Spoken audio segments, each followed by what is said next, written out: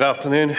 Welcome to the elected members, staff, guests and members of the public to this ordinary council meeting of the 18th September 2024. I declare the meeting opened at 5:32. The City of Busselton acknowledges the Wardandi and Bibbulmun people as the traditional custodians of the region, and we pay our respect to the elders past and present. This meeting is being audio recorded for minute-taking purposes and is also being live streamed on the Busselton YouTube channel. The prayer this evening will be read out by Reverend Justine Richmond from the St George's Anglican Church in Dunsborough. Justine, if you'd like to press the button and thank you. Thank you. Let us pray. Most gracious God, we give you thanks for all that we share in this beautiful place in which we work and live. We pray for the City of Busselton, for its elected councillors and its officers. We give thanks for their work in this place as they make decisions on behalf of our community and work for the common good. Pour out your blessing on our community, and we remember those who do not experience harmony, justice or peace in their lives. May the decisions and discussions of this meeting be carried out with integrity, respect, compassion, deep listening and a sense of calm. Bless this meeting, this we pray, in Jesus' name. Amen. Amen. Thank you, Justine. We understand if you wish to leave, you may. Otherwise, you're welcome to join us. Thank you. And do pass on our best to Nick. Thank you. We have no apologies, no approved leave of absence. We've received an application for leave of absence from Councillor Richard Beecroft for the ordinary council meeting to be held on the 20th of November 2024. Do I have a mover for this? Councillor Love, seconded. Councillor Cox, any objection? If not, I put the motion forward. Carried 9-0. It was nearly 8. Look, on a announcements of the presiding member, I would just like to say that unfortunately we're going to lose one of our governance people, Joe Barrett-Leonard, who has been with us for, wow, how long now? Yeah, which side? Well, Joe obviously was a councillor for 2 years and then moved into the government team. She's been an integral part of the governance team, working to link the City of Busselton to its community through the council and the committee meeting processes. Joe has been the first port of call for all the elected members and the city officers alike for expert advice and support on governance matters. And we are going to miss your knowledge and experience and unfailing positivity. So thank you, Joe, for all your time that you've done here, and I wish you all your best in the new role as you move on.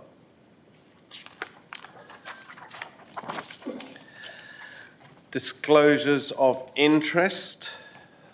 I have one from Councillor Michaela Love. She disclosed an impartiality interest on item 11.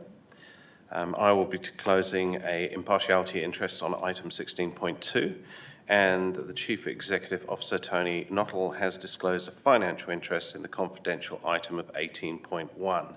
In accordance with the relevant regulations, these disclosures will be read out immediately before the item is discussed.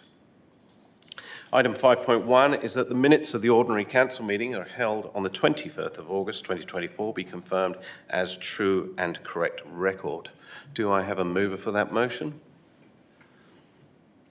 Moved Councillor McNeish, seconded Councillor Kennedy. Is there any opposition? If there's no opposition, I will put the motion. All those in favour? Motion is carried 9-0. Move on to question time for public. Responses to previous questions taken on notice. We have the questions that were taken on notice on the August meeting, the response for which has been circulated and listed on the agenda in page 10 and is now displayed on the screen in front of you.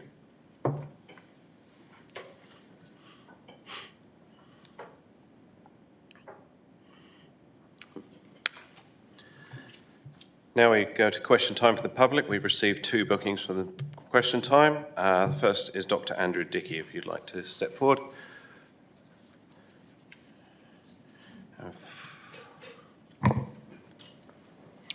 Andrew Dickey from Busselton.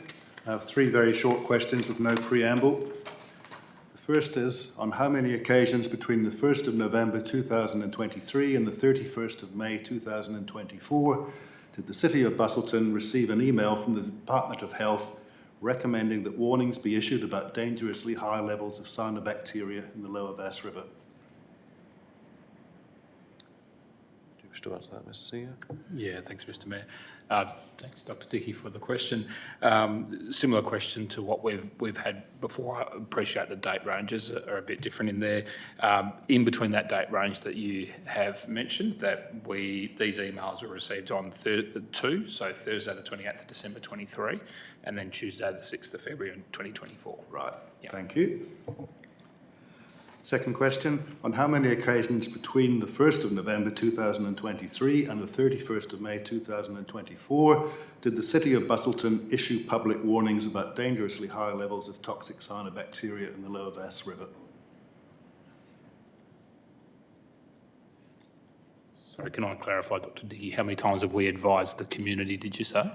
How many times you issued public warnings as recommended by the Health Department, be it on social media, be it on your website, be it in the community newspapers, public warnings? Of the how many times, I'd have to take that on notice, Dr. Dickey. And get How many back to you. times between those dates? Between those days, yeah, no problems. I have to get back to you on that. Fine.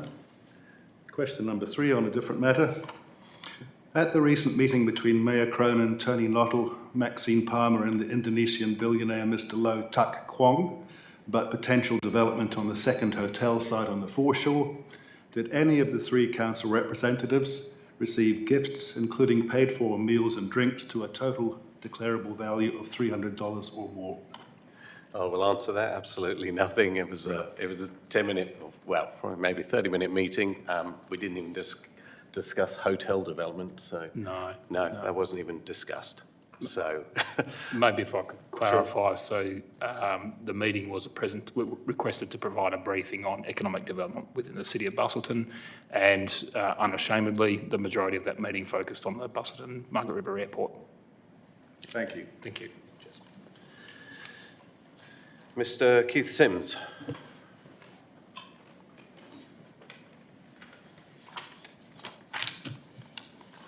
Thank you. Keith Sims, Busselton.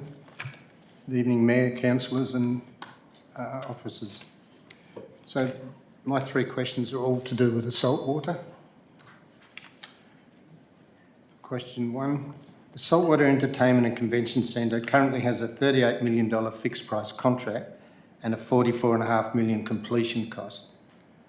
On the 28th of August 23, Maxine Palmer advised that the $1.8 million Lotteries West grant could be used to increase the contingency budget if required.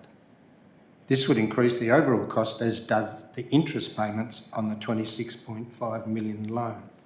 Question, can you please advise what the total cost of the interest is payable on the $26.5 million loan? Mr. Seer. Yeah, thank you. Thanks for your question, Mr. Sims, and thanks for submitting them in advance too. Much appreciated. It's a different response, mainly because there was 5 individual loans taken out for the saltwater. So they totaled $26.5 million, 4 loans of $5 million, with loan terms of 10, 15, 17 and 20 years, plus 1 loan of $6.5 million with a loan term of 20 years. Fixed interest rates range from 2.1% to 4.42%. So there's quite a lot of different ranges due to the time that those loans were taken out. The total amount of interest payable over the life of all of the loans is $8,907,941. Annual repayments in this budget are approximately $2.2 million. It's important to note that the use of loan funding ensures that ratepayers in the future, who will benefit from the infrastructure, also contribute to its provision, rather than this burden falling just on the ratepayers at the time of the construction. So that's one of the reasons for the taking of the loans, with interest costs and principal repayments spread over the life of the asset. Yeah. So that's all but $9 million in interest. Sorry, I missed So that. that's all but $9 million, just under $9 million in Over the interest. total life Yeah. of the loans, correct, yep. So the cost to complete the thing is not 44.5, it's 53.5. Very much like when you buy a house and you pay the mortgage off over a number of years. Well, it's still the cost. Question 2. The business case, the BPAC saltwater business case. We've been advised that the BPAC saltwater business case was out for a professional review of the document. Question, when will that report be finalised and made available to the community? Thank you for that one. The review of the saltwater project, not the business case, has been undertaken. The review is currently confidential and until the council determines otherwise. Till the council determines. Otherwise, to not make it confidential. Well, it wasn't it's a public document. It's on your website, it's there for the public to see. So why is it a response to the content or meaning of the document confidential? No, to clarify the review, that the review is confidential until otherwise determined by the council.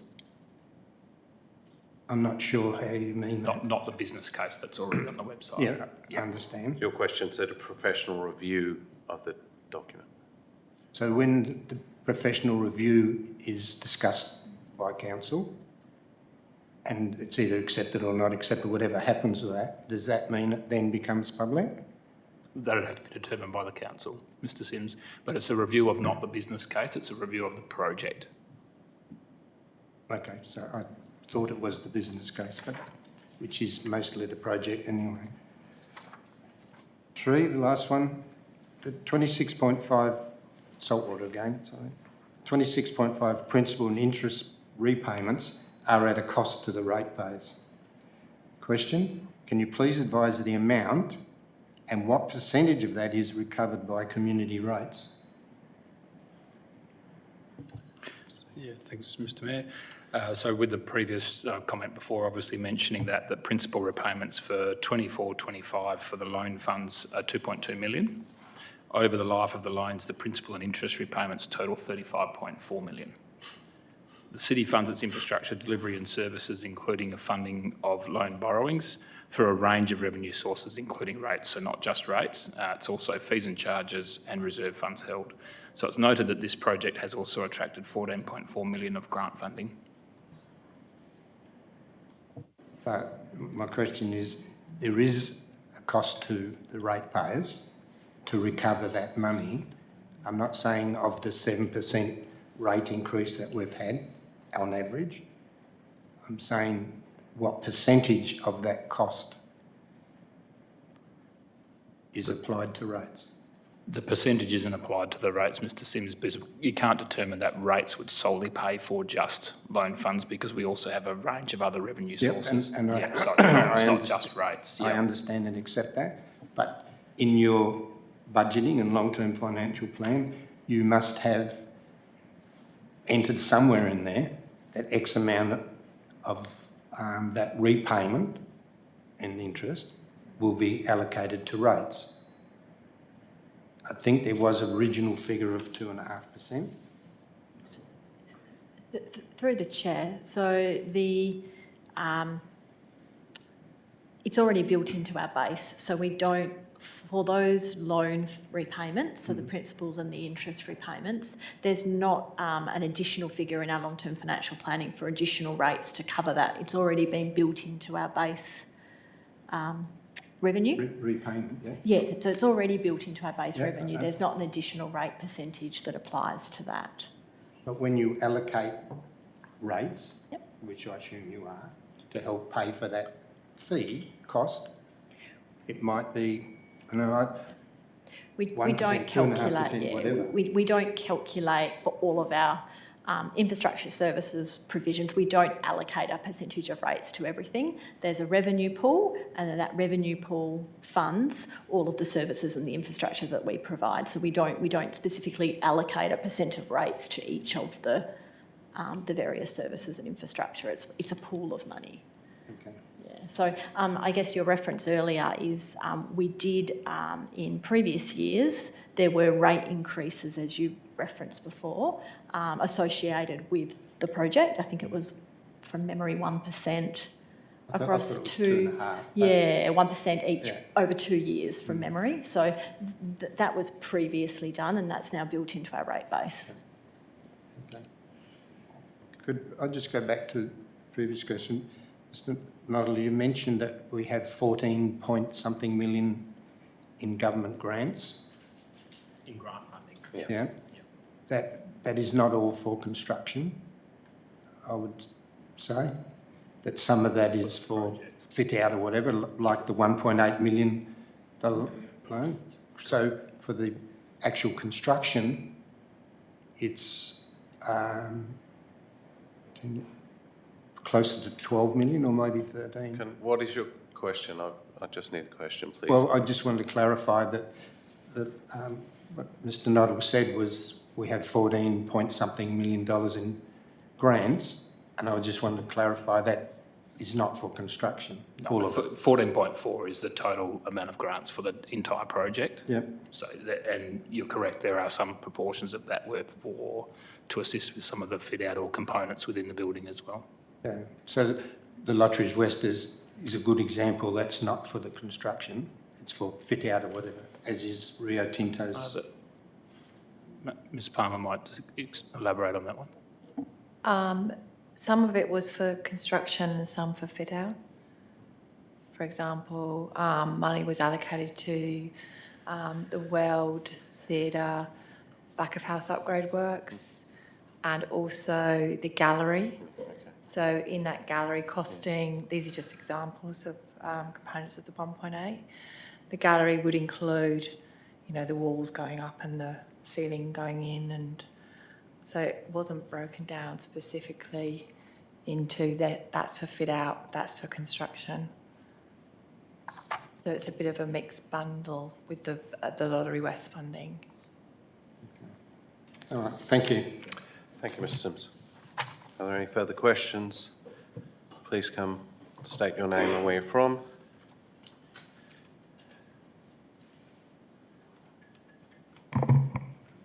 Jill Walsh, Busselton.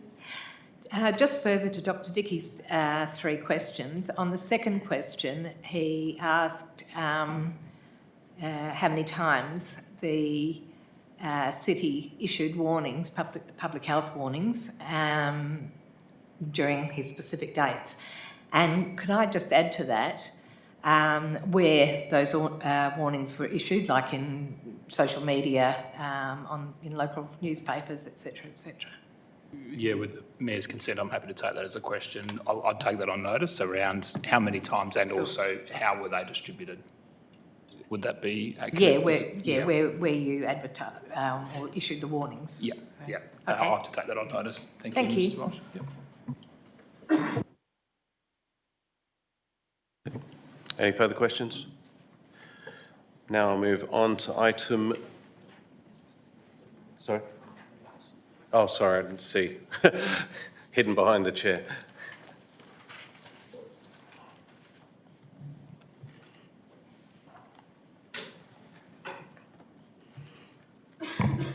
Thank you. My name's Matt Nichols from Yo-Yo Up. 2 parts. Blood donations. I know there's a temporary thing coming in next month, which is good. There's nothing permanent for blood donations in town. And also an infusion centre. I'm currently having my infusions. I've got MS. I have my infusions in the day surgery discharge lounge at the health campus. Apparently I'm the only person getting my medication there. Everybody else has to go to Bunbury. I guess I'm just the squeaky wheel. Same thing for people, Margaret River have to pass through Busselton to get to Bunbury because they have an infusion centre. If we had an infusion centre, that would have the people in place to also be able to do blood donations. I'm figuring that the two services combined would make a better business case than one individual infusion centre or blood donation centre. If we can combine those, possibly even using the old Busselton Health Campus, the red brick building. Don't wish next to the seem to be hospital. rude here, and I really appreciate what you're asking, but this is asking questions of council, and I see where you're coming from, and I'm more than happy to talk with you one-on-one afterwards. But just this part of the proceedings, the standing order says it's just a question, so you're allowed to ask council the question. So if there is, I could guide you to put a question together to council that maybe you're asking us to advocate for an infusion room that could also do blood donations as well. Am I on the right track? Absolutely. Yeah, sure. And look, you do have every opportunity to come up, and I really don't wish to seem rude. It's just the proceedings where we are in the meeting, that's all. But yeah, look, I'm happy to raise this, and I'm sure other councillors would be happy to advocate for this. I'm seeing a few nods around the room, so thank you for bringing this to our attention. I do appreciate that. Thank you, thank you. You got the name?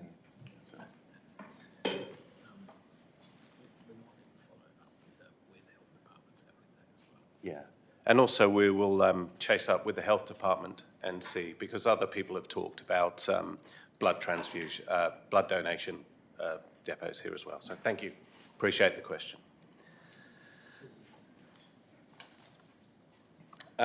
We now move on to, no more questions? Move on to presentations by parties with an interest. We have Zeb, not Zap, Zeb Packard here, who is the president of the Busselton Aero Club, and he will be talking on item 10.1 of the Busselton Margaret River Airport General Aviation Precinct lease. You have 5 minutes if you wish to talk. Thank you, Mr Mayor. Thank you. CEO, councillors and staff. Appreciate the opportunity. I guess I won't keep you too long. We've talked about this for quite a while, other than to fill the full council in on the presentation of a fairly long and complicated report to council that's been recommended against on day one. It's been a long conversation that's began, I guess, with the prior council and the prior CEO, and continued through a time where the Aero Club continued to try and support the city and the airport staff to come up with a solution for the GA precinct and try and help drive that forward. And obviously, being a club with limited resource, we could sort of contribute our time and contribute our expertise in the area of GA. And over that period of the conversation, the goalpost changed, I'd say almost 180 degrees in terms of what might be achievable there and what the role of the club would be and the relationship of the club with the city and the use and value proposition of the club to the airport precinct, etc. So a big lot of change over 2.5 years, and rather than consider that time wasted, I'd consider that to be a very positive outcome for the conversation between the club and the city, our ability to work together and combine to create a solution for an issue at the airport, which we all very much want to see move forward. So I just put that forward. It's been a long conversation. It's a lengthy and complicated report, and confirming that we're in favour of the officer recommendation to not accept the main portion. I'm aware there is a alternate motion Councillor Anne Ryan will put, and you guys have had a read through that. I've certainly been in that conversation and, very, very comfortable with that proposal. I'm really happy with the support and level of conversation we've had with officers and councillors, so thanks very much for that. Other than that, any questions, happy to field. Thank you for that. Zeb, are there any questions? No, that's fine.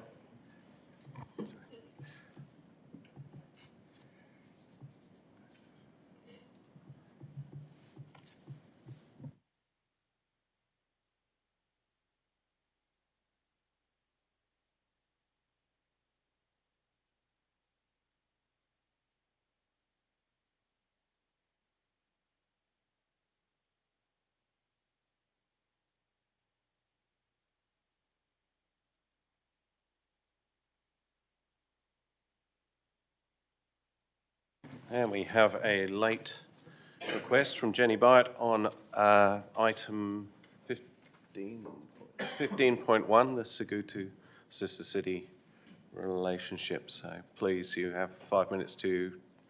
Thank you so much. Sorry about not getting in early. I've been trying to contact Pauline, but I was only able to do so She's last away. night. Yeah. And it was a little bit late. Yeah. So I've just prepared a quick 2-minute statement. And to prove my legitimacy, here is my plaque from the Seguito City Office. Okay, so my name is Jenny Byatt, previously Dent, and I was a citizen of Busselton, but I now live in Bunbury. I'm the key person who created the sister city relationship between Busselton and Seguito while working at the Seguito Town Office for 3 years. And I strongly urge you to vote for option 2 of the 3 in front of you to reinstate the previous student and community exchange schedule. It is essential to remember that the Busselton community, not the Seguito community, instigated our sister city relationship. It started when a Rotary District Conference in Japan led to the annual student exchange with Busselton High School and the Seguito Junior High Schools. And then I was given a letter from Cheryl Fay, basically on behalf of the Busselton Chamber of Commerce, which I took over and presented to the Mayor of Seguito on my first day at work in Japan. I was employed by the national government of Japan, independent of Busselton. I was just a vehicle for the Busselton community to urge Seguito to become sister cities. And I then invested thousands of hours of volunteer work with the Seguito Town Office staff and the Busselton Shire staff at the time when Beryl Morgan was the mayor to complete the sister city relationship contracts. I've come from Bunbury in a hurry this evening to speak, so thank you so much. I'm actually missing the mayoral reception in Bunbury, which is happening right now for our outgoing student group, successfully resuming their post-COVID student exchange to Setagaya, Japan. I know from long experience that when the momentum of an established program and budget is cut, it's incredibly hard to kickstart it again, and that's my concern. So please don't do that. If you go to an ad hoc basis for budget, then the sister city relationship is a case of maybe throwing the baby out with the bathwater. I do have a lot of experience, Sister Cities Australia, Busselton Seguito, Bunbury, Australia-Japan Society, JAPSOC, and so on and so on. I'm an interpreter, translator, lots of experience in Japan. And I'm trying to establish or re-establish close ties between Bunbury and Busselton in particular. And I have been contacting Pauline to do that more. I'm a member of the International Relations Committee of Bunbury. And in the past, our 2 communities did really collaborate a lot. And we co-hosted the Sister Cities Australia conference together. I think we need to do more of that because I can see concerns listed in your document about the lack of volunteers. But I don't think that's the case if you reach a little bit further afield to the Southwest region. I just want to also point out that KPIs cannot measure the value of friendship and the opportunities it creates. Having a sister city is an ethical choice about cultural awareness, connection and goodwill, not just a nice little holiday, although that's good too, and its effects are exponential, not linear.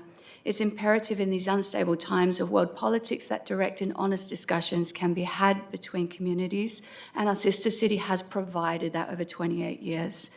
I believe with closer collaboration between our regional community groups, our sister city can easily continue to thrive well into the future. Thank you. Thank you, Jenny. Councillor Love.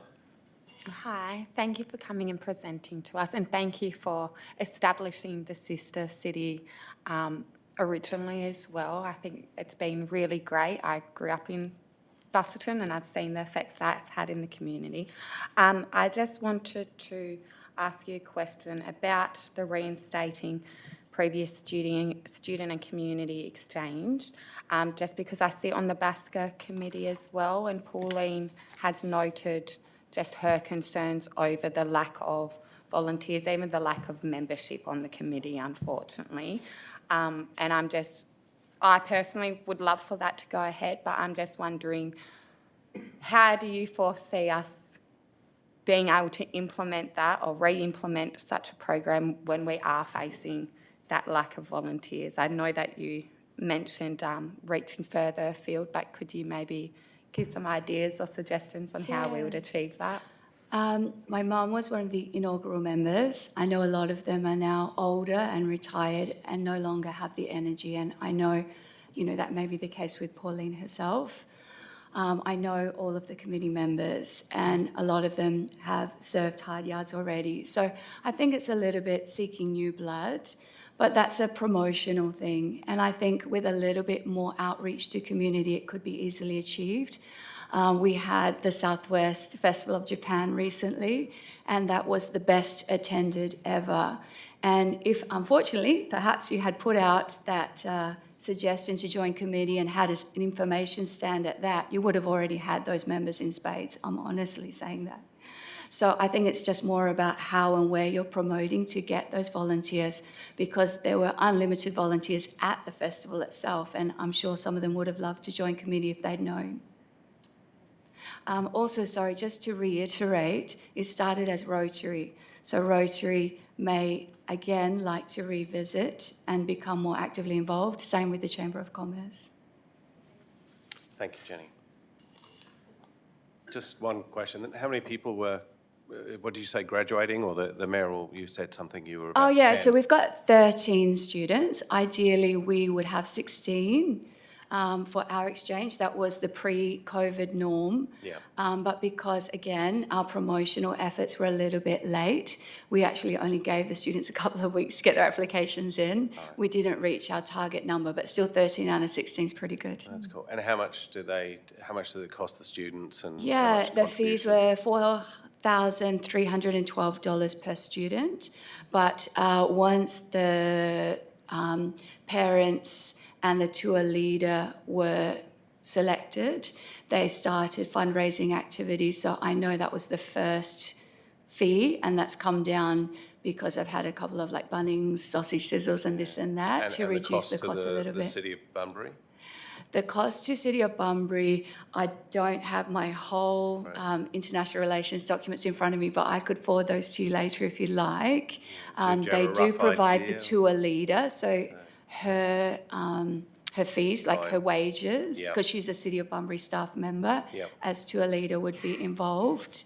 And then the cost of her flights and other things is the main outlay, plus the mayoral reception happening tonight, and a little bit of other catering costs during the camp that the students did and the pre-departure workshops. Okay, so not too much then, really. So yeah, there is a budget, and that was just paused during COVID. It was never taken away, so it's just been sitting there to reinstate. Okay. Thank you. We'll let you go. You might get back in time. Don't miss the traffic. Councillor Beecroft has a question. Sorry, just clearing my throat. Sorry. Hello, welcome. Thank you. Just very quickly, are you able to give us the top maybe 2 or 3 most significant benefits from the sister city relationship? Absolutely. I think in Busselton, honestly, yours are more instantly visually obvious than even Bunbury. Aside from the gifts just outside there, the fire engine, which was donated and brought over and given to Busselton from the Seguito fire station, when they have very strict laws about keeping vehicles, current. So that was a little bit old, so they gave us their old fire engine and sent it out to us. And then the gardens around the library in Busselton, the gardeners came out at their own expense, and a lot of the materials were donated, so that garden was more or less free to Busselton as well. We've also had other exchanges, including the wind orchestra, and of course, as you would know, the student exchange and the local government members exchange. I know, having spoken to the local government members at both sides of the relationship, how much they benefited from getting a different perspective of how another country does things. Thank you. Thank you very much for your time, Jenny. Thank you. Cheers. I'll now move on to adoption by exception resolution. The recommendation that the committee recommendations for items 10.3, 10.4, 10.5 and the officer recommendations for items 11.2, 12.1 and 15.2 be adopted en bloc. Do I have a mover? Moved Councillor Love, seconded Councillor Craig. Is there any opposition? If not, I put the motion. All those in favour? Motion carried 9-0. Thank you. Items to be dealt on with separate resolution. Item 10.2 is the Finance Committee of the 4th of September 2024, the DFES funding approved for the BFB building capital works, requiring an absolute majority. Do I have a mover for this? Moved Councillor Lee, seconded Councillor Cox. Is there any opposition? If not, I put the motion. All those in favour? Carried 9-0, absolute majority. Item 13.2 is the budget amendment for the airport works, again requiring an absolute majority. Do I have a mover for the motion? Councillor Lee, seconder. Councillor Kennedy, is there any opposition? Being no opposition, I put the motion. All those in favour? The motion is carried 9-0. Thank you.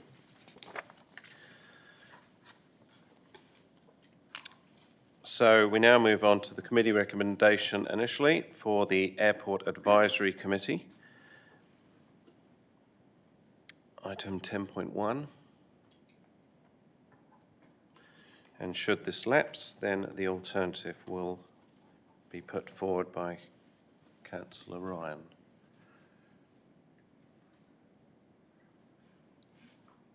Okay, so do I have a mover for this motion? Being no movers, this motion will lapse. I will now move on to the alternative recommendation put forward by Councillor Anne Ryan. Would you like to put your motion, Councillor? The motion as put. Thank you. Do I have a seconder?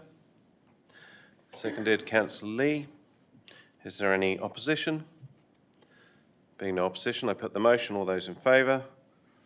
Motion's carried 9-0. Thank you, councillors.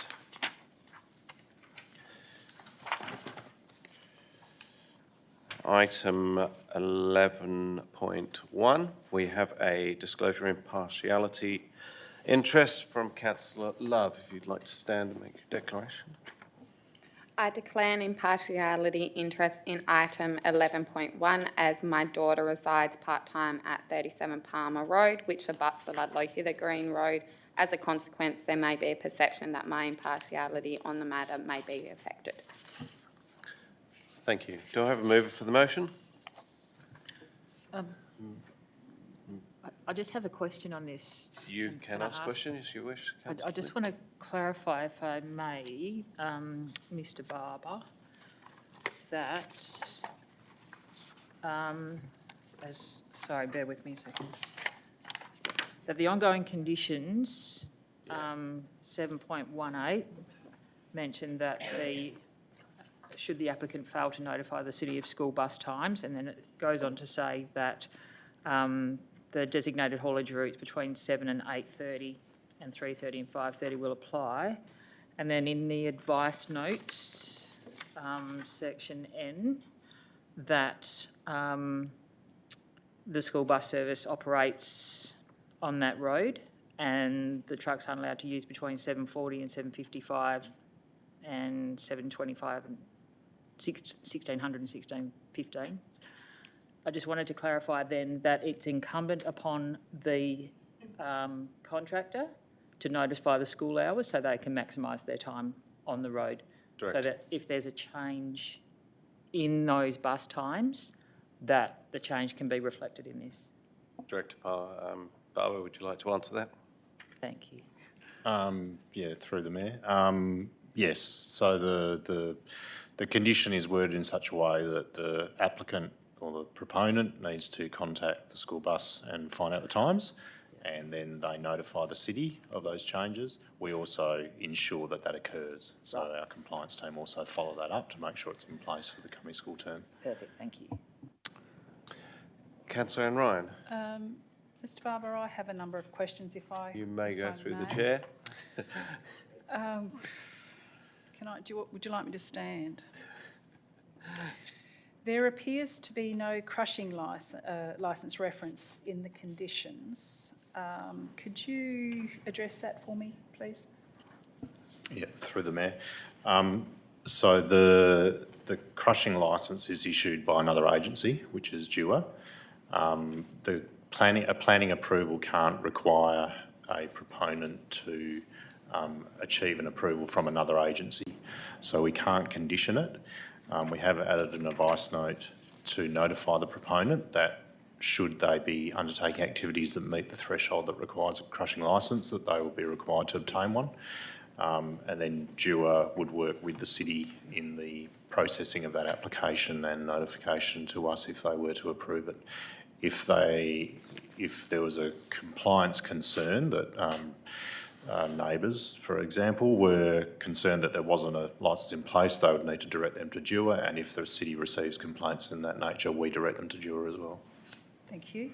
The second question is, similarly, there doesn't seem to be an approval for a licence to take water in relation to the dust suppression. Through the Mayor, I think it's condition 5 requires an amended dust management plan, and that includes identifying an approved water source to supply enough water to manage the dust, which would be an approval by the city prior to operation. Thank you.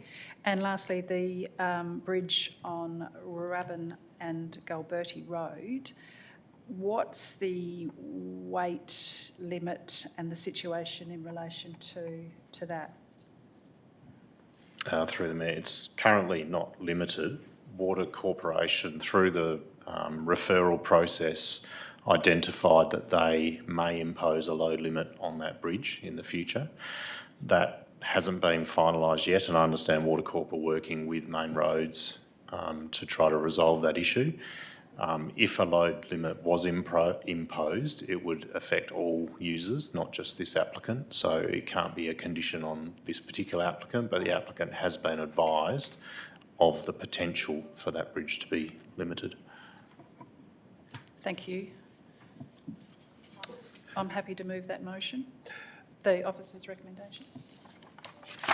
Do I have a mover for the officer's recommendation? I'd like to do that. Moved Councillor Ryan. Is there a seconder? Councillor Lee. Is there any opposition? Being no opposition, I put the motion. All those in favour? Carried 9-0.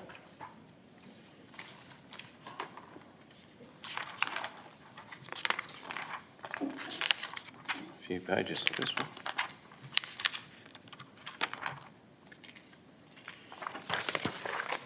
Item 13.1 is the proposed marine discovery building lease terms. The alternative recommendation goes first, which has been pulled by Councillor Anne Ryan. Councillor Ryan, do you wish to move your motion?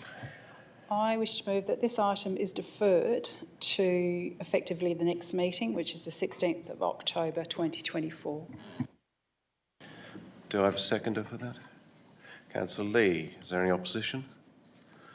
Being no opposition, I put the motion. All those in favour? Carried 9-0. Thank you.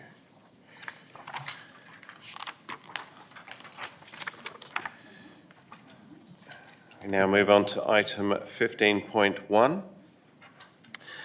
This item is the future of the Busselton-Seguito sister city relationship, pulled by Councillor McNeish, with the alternative recommendation.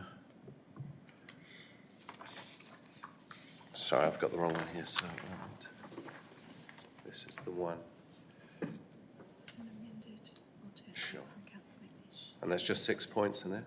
Okay. I'll just give councillors a chance to read this, as I haven't had the opportunity.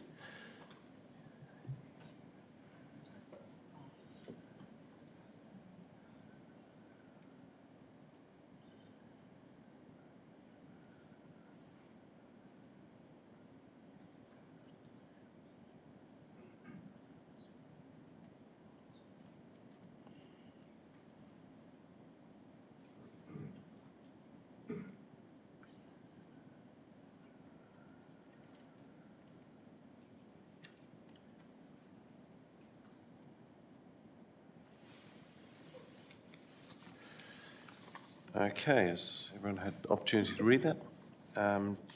Councillor Manish, do you wish to move your motion?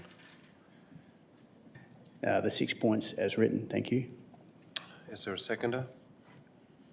Seconded, Councillor Ryan. Is there any opposition? There is opposition. Therefore, Councillor Manish, I'll speak to your motion. Thank you, Mayor. This is not about the past, this is about the future. And I draw your attention immediately to part 6. Now we can reflect on where we've been in this relationship, and it's been good and there's been benefits, and we've heard of the benefits. But in participating in a $1 billion organisation as this is, we need to be looking at the economic development of our future to underpin $1 billion worth of assets and funding them sustainably, and a growing operation without big rate increases, one would hope. So shifting the strategic focus slightly away from culture, and let's face it, we've had a big investment, well, there is a big investment happening in culture right now, and more towards perhaps the economic development side of things, and looking at our assets specifically, and those that are going to make money for us in the future. So in part number 6, I'd like to explore establishing relationships with entities, local governments, sister cities, if you will, that perhaps are maybe 10 years ahead of us in terms of their tourism, their airport, their other assets that they're using to make money, so we can learn and have a deep dive into that relationship. That's not saying we don't value or haven't valued our relationship with Seguido, but I think that was formed on the different grounds, and we've moved ahead, we've morphed as an organisation, and the relationship can and perhaps will, hopefully, be continued by the various community groups who still hold that with great value and have that interest. So I draw it to point number 5, if there can possibly be a gift or an appreciation of an iconic piece of infrastructure that we can have and share with Seguido and others, that might be a good parting gift, as is the ceremony to say thank you very much. And we'll see you in the future through the portal. Thank you. Thank you, Councillor McNeish. Councillor Ryan, do you wish to? Okay. Speaker against? Councillor Kennedy.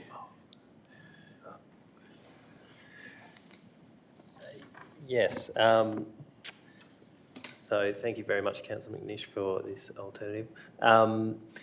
Yeah, I'm speaking against, I think this has some flavour of treating the relationship respectfully, but I do feel like the officer's recommendation did that more effectively. Talking to this motion, the portal is very specific, and I've only just realised this today, I think, just seeing this.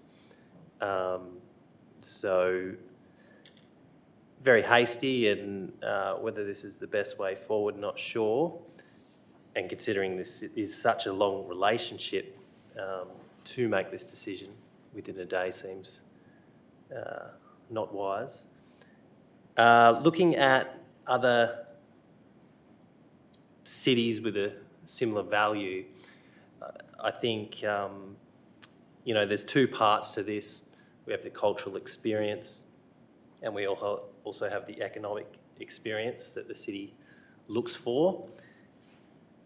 We've got a lot of capital invested in this cultural experience and the relationship with Seguido for nearly 30 years. And firing up that again would be a lot of work. And I think there's a lot of weight in the cultural experience that, we're losing out by dropping Seguido. So all in all, yeah, I'd encourage everyone to vote against this one and continue on with the officer's recommendation. Thank you. Thank you, Councillor Cantor. Speaker for? Speaker against? I'll keep my reasons against short and sharp. So the officer's recommendation over this one doesn't actually negate the ability for us as a city or council to look towards other sister cities for those relations. City of Bunbury has 3 sister city relationships, so that doesn't negate it in my eyes.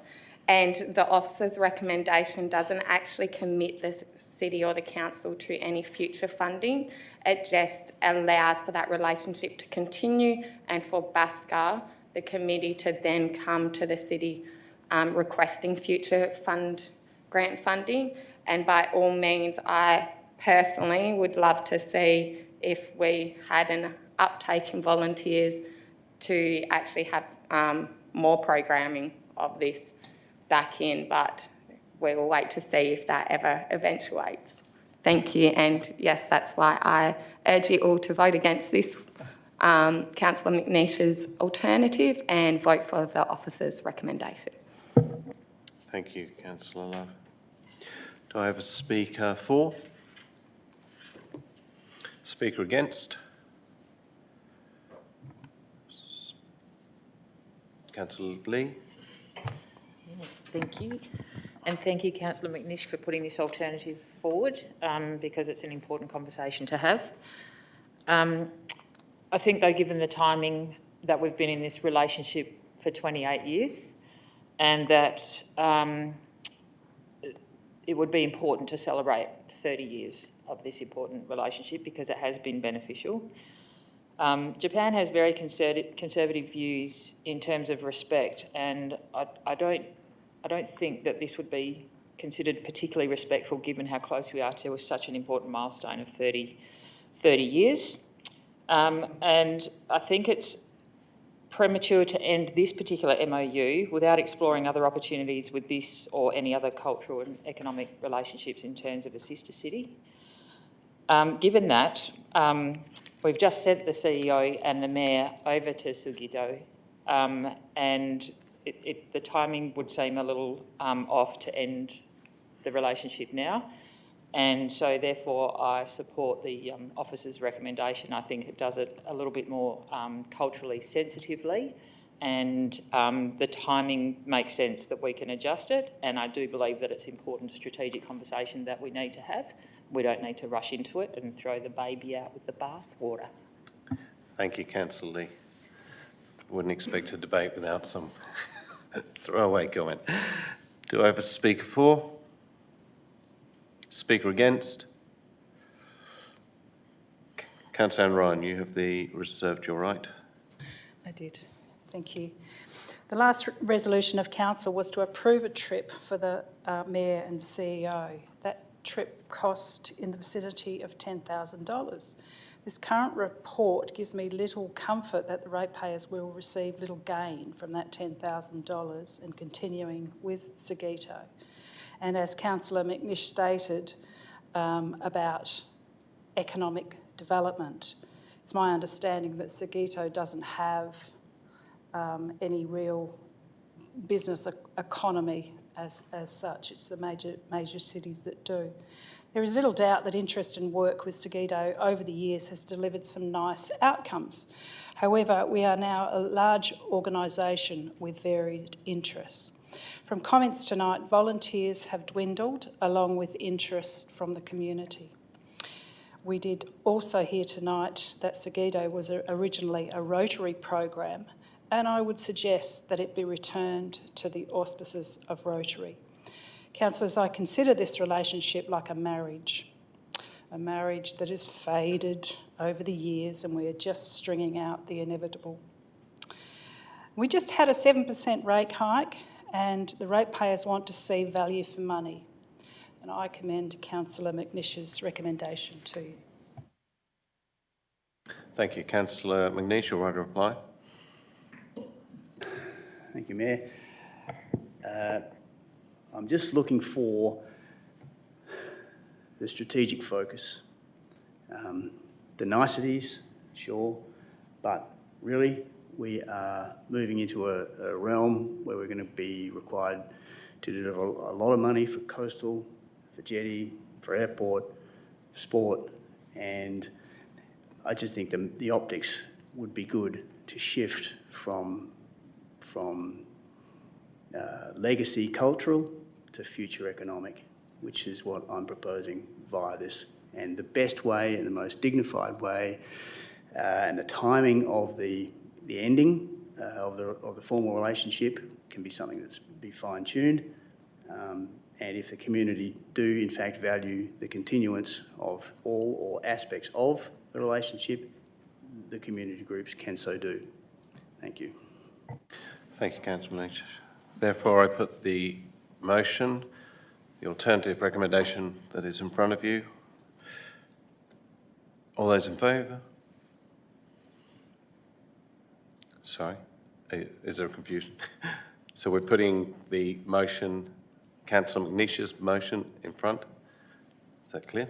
Sorry. Yes, so all those in favour of Councillor McNeish's? All those against? So it's lost 5-4. 4-5, sorry. I therefore move to the officer's recommendation.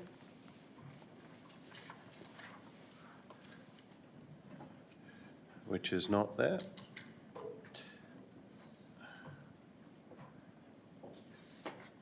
The operation recommendation with the 5 points in front of you.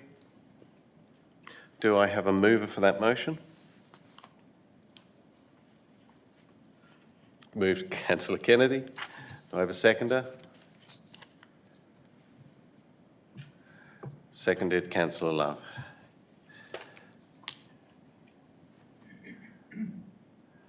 Is there any opposition? There is opposition. So therefore, Councillor Kennedy, do you speak to the motion? Yeah, I guess just quickly. I think this one's very diplomatic and respectful, and it honours the long-standing relationship. It also gives the flexibility for responsible spending in the future. And again, you know, there is the opportunity to open up any other relationships if we need. And yes, I encourage you all to vote for it. Thank you, Councillor Kennedy. Councillor Love, do you wish to speak, seconder? I reserve my right of reply. Okay, thank you. Is there a speaker against? Councillor McNeish? Can I move an amendment that would include the previously lost point 6 as a new point 6 to this recommendation? Your point 6, is that, or?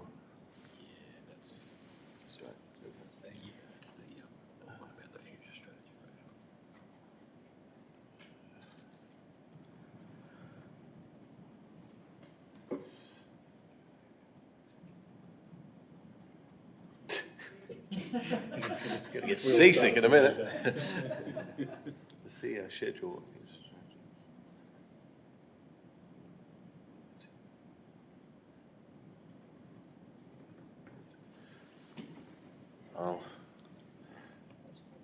Happy to second that. Or no, it'd be the seconder, sorry. Does the, Michaela, would you, Councillor Love, would you be happy to include that in the? So,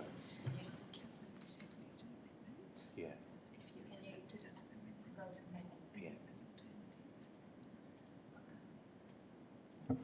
I'm comfortable with accepting that amendment. Sorry. It's an amendment, so Councillor Munish's word's an amendment. You're going to have to vote on an amendment.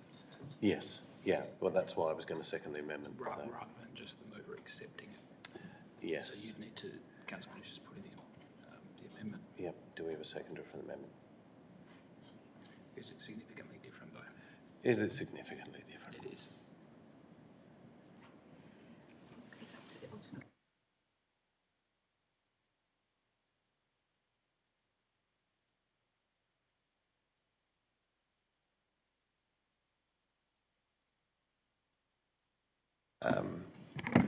Look, I'm happy to second this. Sorry, do you? Yeah, this is a little confusing because what it is an amendment. It could significantly change. So if that's the case, then we would have to go through this voting and then this would be a foreshadowed, yeah.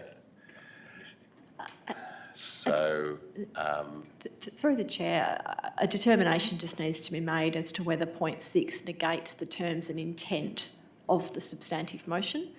I don't. And that's a decision. If you don't believe that point 6 negates the terms and intent of the rest of it and it's simply an addition, then you can accept it as an amendment. If you believe it does negate the terms and intent, then you'd need to put it as an alternative. So that's the... I mean, this could be talked about without being a motion, but I will let it fly. I will add this to the thing. I don't think it significantly negates. Yeah. So you need to go through a vote process to... So now it's an amendment.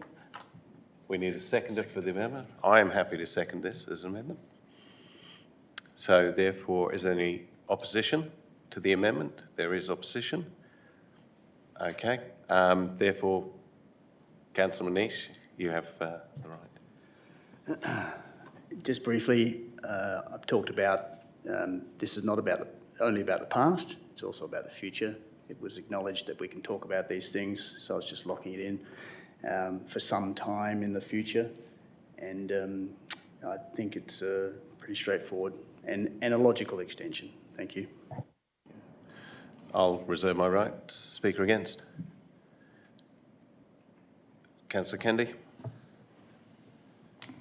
Yeah, so in the last motion, we did speak of 7% rate rise and spending $10,000, for a delegation to Sugito.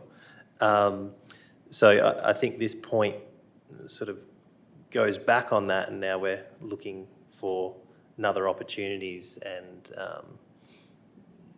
spending. So I don't think it's the time for that. And I haven't seen a call from the community or a desire to look for this at the moment. So again, I think the original substantive motion is good for now, and it's open for review. So I think it'd be the amendment not go through. Thank you. Okay. Speaker for? Speaker against? Right to reply? Me? I've reserved my right, but I won't speak to this. I'll put the motion. All those in favour of the amendment, the additional amendment here, that's all we're doing. So, those against? So 8-1. Okay, thank you. Is that correct? Yep. The amendment is lost, therefore we remove item 6 and we continue. 7-2 you did, sorry. 7-2, I apologise. 2-7. Lost 2-7. Tell you, these days are long, aren't they? So we revert to the original as in front of you. We have speaker for. Speaker against. Okay, therefore, Councillor Love, do you wish to, your right to reply, you reserved your right, sorry. Do you wish to speak?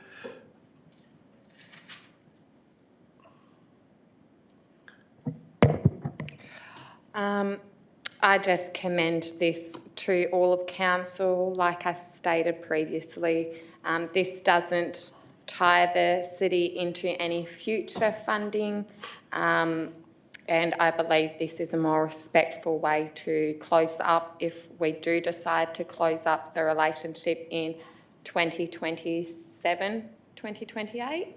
And so I commend all councillors to vote for the officer's recommendation. Thank you, Councillor Love. Councillor Kendi, you have your right to reply.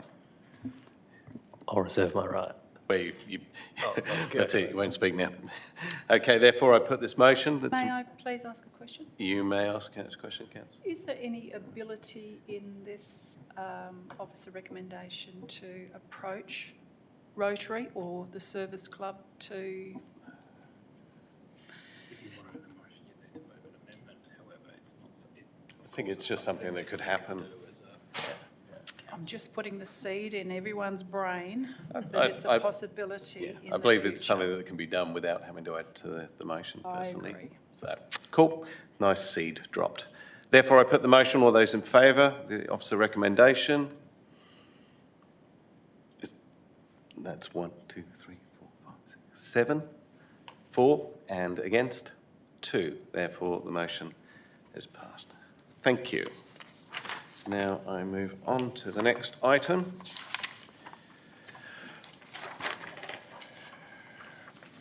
Item 16.1, notice of motion, reasons for voting against. Councillor Andrew McNeish.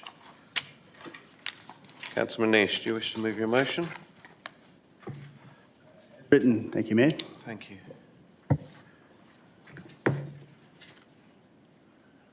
Do I have a seconder? Seconded, Councillor Lee. Is there any opposition? There is opposition, therefore you may speak to your motion, Councillor McNeish. This motion arose out of a continuous improvement opportunity whereby the minutes didn't reflect, in my view, accurately, and subsequently the councillor's view, the depth of the reasons for a particular item a month or two ago.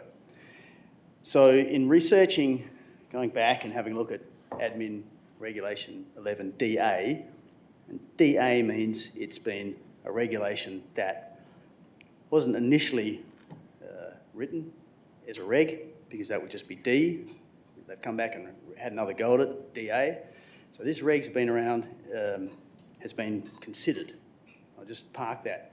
It's been considered, department, minister and all the rest of it, because it's come late in the piece. The reg talks about giving reasons for a decision, where a decision's made that's not in accordance with an officer recommendation and or a committee recommendation. So the individual councillors who vote have the reasons in their mind and most often communicate those reasons through the debating process. There are various reasons. Every councillor presumably has or reserves a right to have a different reason or reasons, and the most effective way and transparent way to capture those reasons is by seemingly asking the councillor to write them down in the moment. So as soon as the decision is made and this reg applies, then one would think logically, with all the various reasons that have existed to take the vote, to create the decision, then those reasons would be listed and a name put to them. And I value that transparency. It did happen here in the past, and it worked well from an administrative point of view. That was challenged from an elected member point of view back at the time.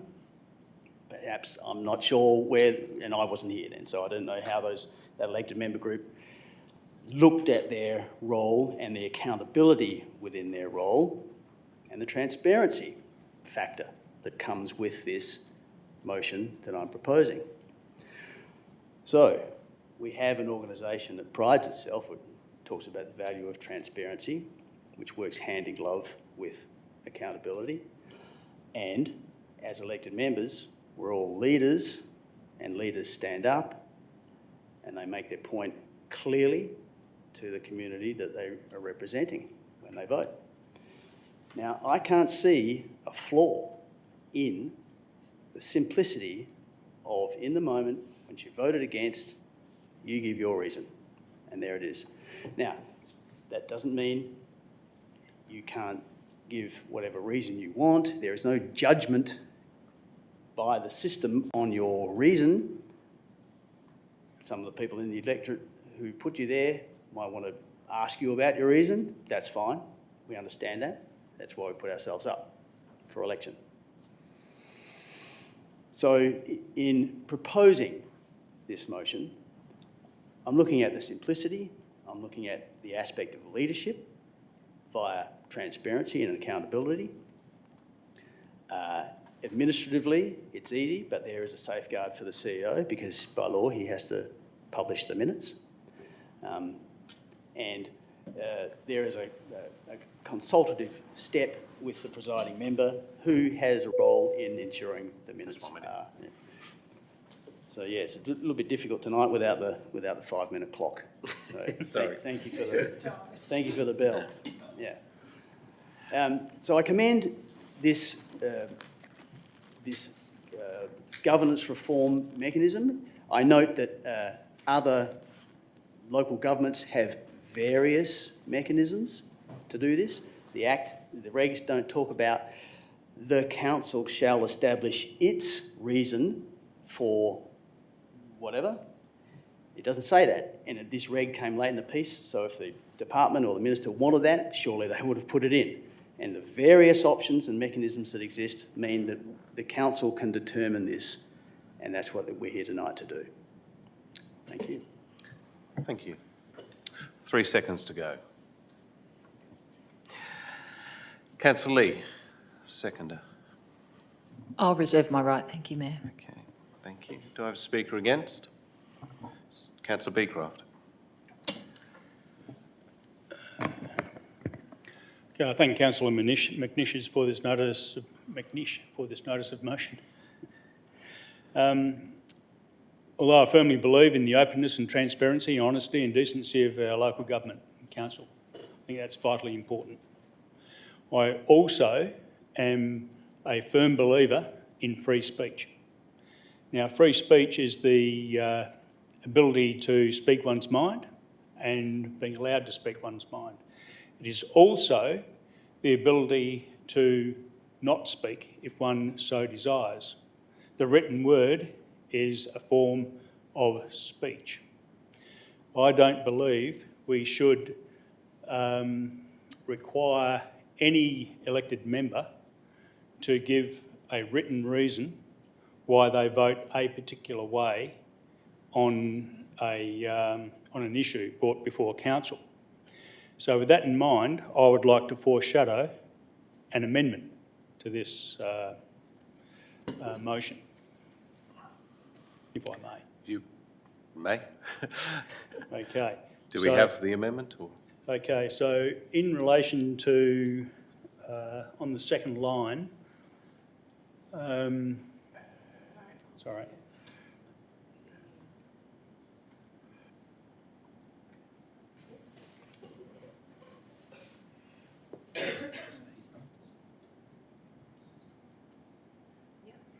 Okay, in the second line, where it's got ensure each member, I would insert each member is given the opportunity, should they wish, to submit, so on.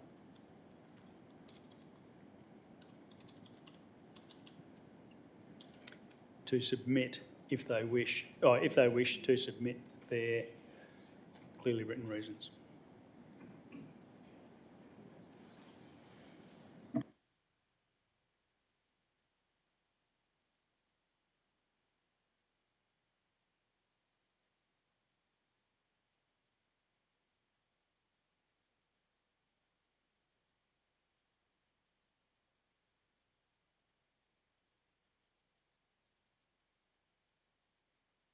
You won't talk to this, but if you wish to continue to talk to the current debate, you can, the motion. Okay, well, I've made my point, I think, and I'd just like to put forward the alternative. Sure, should this... Whatever word you use for that. this doesn't go through. Thank you. Appreciate that, Councillor. Speaker 4.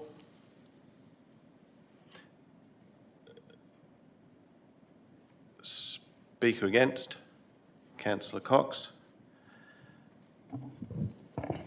Thank you, Mr Mayor. Item 16.1, reasons for voting against. In my opinion, there are a number of reasons for voting against this motion. If councillors are obligated to provide written explanations, there may be a risk of discouraging open and honest debate. Councillors may be less inclined to voice their opinions if they fear repercussions or if their reasons might be scrutinised in detail. Local government decisions reflect a collective process rather than an individual position. Requiring written reasons for voting against officer recommendations could potentially shift the focus from the overall group dynamics and collaborative problem solving to individual opinions. The risks undermining the responsibility of the collective and collaborative nature of governance, making it more challenging to present a unified approach to the community. Written explanations could be taken out of context, misconstrued or misinterpreted, leading to a misunderstanding of motives, creating unnecessary conflict. The reasons could be used to challenge the legitimacy of councillor positions. Meetings are already video and audio recorded, which can be viewed to establish the rationale behind decision making, which provides sufficient context. Requiring written reasoning is redundant and unnecessary. How do you compel a councillor to write a clear reason? They could just state, I was against it, and then what have you achieved? It's not a perfect accountability mechanism. The fundamental role of a councillor is to contribute to the effective governance and policy making, not to justify individual voting. Councillor McNish states in his reasons that the practice of requiring each elected member voting against a staff recommendation to write down their reasons has been proven to work well in the past. This point of view would seem to be contrary to comments made by previous Mayor Ian Stubbs in an email to all councillors. He states that Councillor McNish introduced this practice to council when he was CEO, but it was revoked very soon after he left the city. The decision to revoke was unanimous. I would therefore suggest councillors that this was not a popular practice all those years ago, so why would it be now? I would commend you to vote against this motion and the process that we have works perfectly well, in my opinion. And actually, in all my years on council, I've never actually been asked once by a community member to justify why I voted for or against a motion, or particularly against a motion, because I think if somebody is interested enough to know why I've taken a stance on something, they can come and watch observe a council meeting, and the context is perfectly clear. So I would compel all councillors to vote against this motion. Thank you. Thank you. Do I have a speaker for? Speaker against? Councillor Love. Reading this motion, the first concern that popped in my head would be that I'm not a planning expert, and we do vote on a lot of planning motions, sometimes against the officer's recommendations. I sometimes get my wordings mixed up. The intent's very clear during my debate what I'm meaning to try and convey, but I fear that if I was to write down my individual responses, they may not hold up in a court of law, which planning matters can be taken to the SAT and reviewed, and I would hate to be the reason that the council potentially is facing legal challenges due to something that I said, saying getting the JAGD up or the SAP mixed up or whatever it may be. I always tend to defer to the planning department on their expertise for that. Then another concern of mine is that both the Department of Local Government, Sports and Culture and WALGA currently support the city's current methods of noting the council's reasons for voting against a recommendation, as it is important to remember that individual councillors do not make decisions. Only the council as a whole has the power to make decisions. And then D, Department of Local Government, Sports and Culture, in their operational guidelines under 6.16, recording reasons for changes to recommendations, note that the proposed changes that Councillor McNish has put forward are actually the least recommended method for recording reasons for a decision significantly different to a recommendation. And then on top of that, Councillor McNish noted in his debate the simplicity of this motion. However, I would like to raise the concern that I do not know every councillor's individual reasons for voting against. So when I get those minutes next month, I would then feel under my due diligence and obligation that I would have to go to every single councillor and confirm that that was their reasons for voting against before I could accept those minutes. And that is another reason why I would urge you to vote against this, just because of that component would tie up a lot of time constraints. But yeah, those are all my reasons for voting against this. My main concern would be the planning legislation and getting any wordings mixed up in your written reasons. Thank you, Councillor Love. Do I have a speaker for? Speaker against? Seconder, you have the right of reply. Jodie. Councillor Lee. Councillor Thank Lee. you, Mayor Cronin.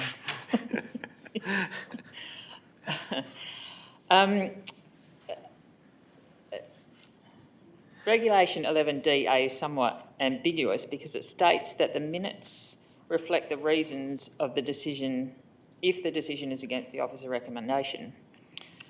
And I'm not sure how the minutes can reflect that if each councillor doesn't inform what their reason is. It's entirely possible that each councillor has a different reason, and it would be up to the interpretation of the minute taker to convey that as a reason for the council decision. So I'm not sure how we get around that. Councillor Cox mentioned in her debate that those reasons, once they're written, those reasons may be scrutinised. I'm very happy, indeed I encourage the community to scrutinise my decisions. I think that's important. It's also important to note that the audio and visual recordings are not minutes. I wouldn't like to see this be compulsory, but I would like to see it be merely an option, particularly in matters that are controversial and have long-standing impacts on the community. I would like to see my reasons, if I vote against, be transparent, be able to be scrutinised for future records that people could actually look back on. Thank you. Thank you. Councillor McNish, your right of reply. Thank you, Mayor. A number of points that I can pick up on there. Firstly, the repercussions of the community knowing how a councillor voted. Well, I'm sorry, but that's what we're here for. And we're all leaders under the Act, and leadership is clear and communicated and respectful and open and transparent. So I would expect, indeed, Councillor Lee values the scrutiny, and we welcome it, because only through that do we get better. And the council is a collective of individuals. It is not a team, it is a council. Okay, that's why it's called the council. It's a defined term under the Local Government Act. The word team isn't even used in the Local Government Act. The council is a council. We're a collection of 9 individuals with 9 reasons for voting whatever way we do to create a majority decision. So if the perception of a unified position somehow underpinning the performance of the council is just undemocratic, okay? So we're all entitled to a vote and to express that vote and expected to. We have to vote when we're in the room. So we've heard tonight that the recording isn't the minutes. Well, what lasts in history is the minutes, and the people in 50 years would, I'm sure, like to see why people voted a certain way. Perhaps the people, the elected members at the time, 15 or 20 years ago, they didn't like accountability. I don't know. I can't speak to why they made that decision. I wasn't there. Now, as for planning, if you're making a vote on a planning matter, that is wrong in planning law, then it's wrong in planning law. Okay, and that might get picked up at SAT or wherever. It's got to be fair. I mean, planning decisions have to be fair to all.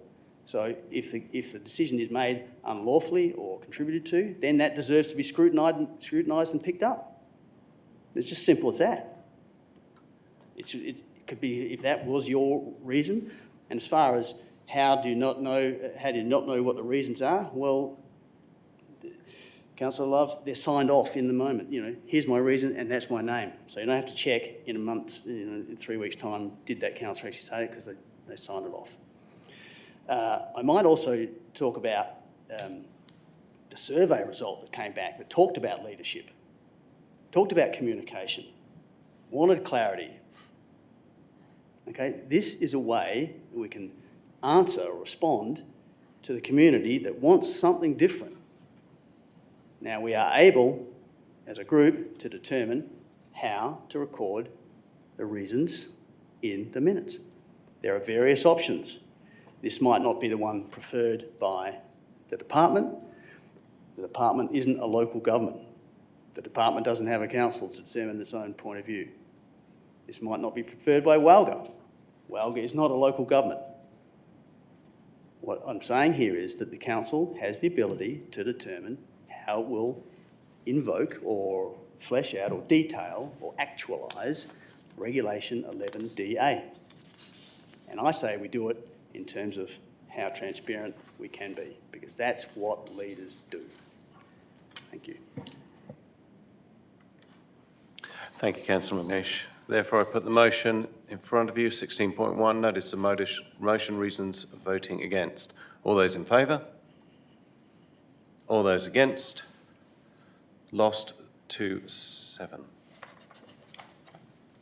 Thank you. I'll move on to item 6.2.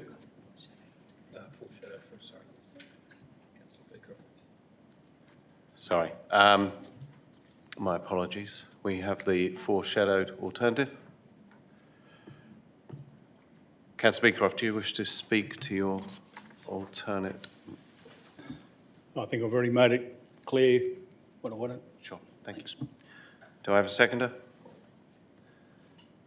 Being okay. Seconded, Councillor Lee.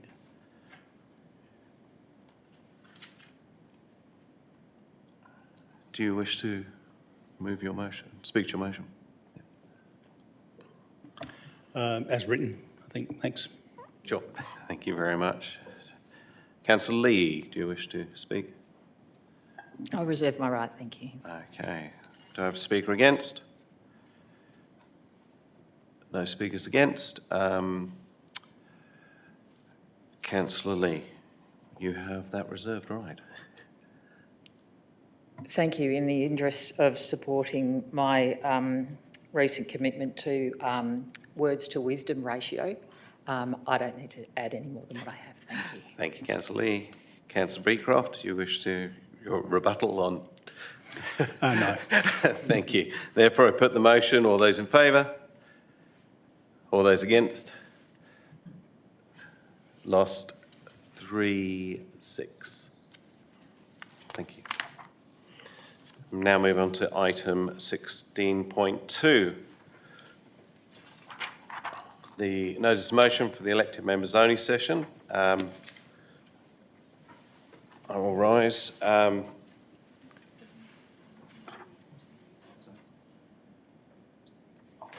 Okay, sure. Yes, I was just doing my impartiality. I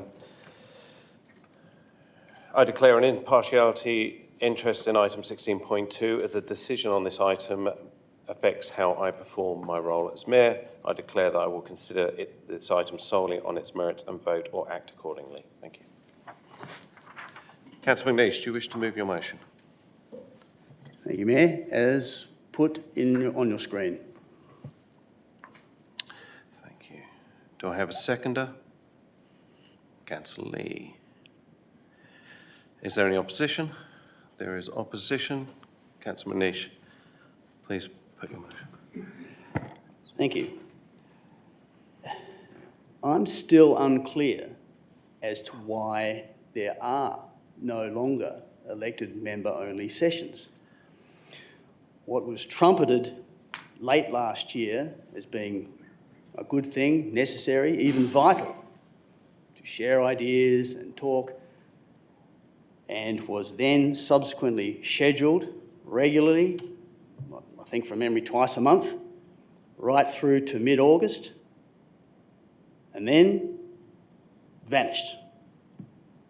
And the reason why, well, we had an inkling of what it might have been a couple of hours ago, but to me, I'm hoping what comes out in debate as to why they were so wanted, needed and valued, and in fact had progressed to be working very well, and then in an instant was not only postponed or cancelled, but was replaced. In other words, eradicated.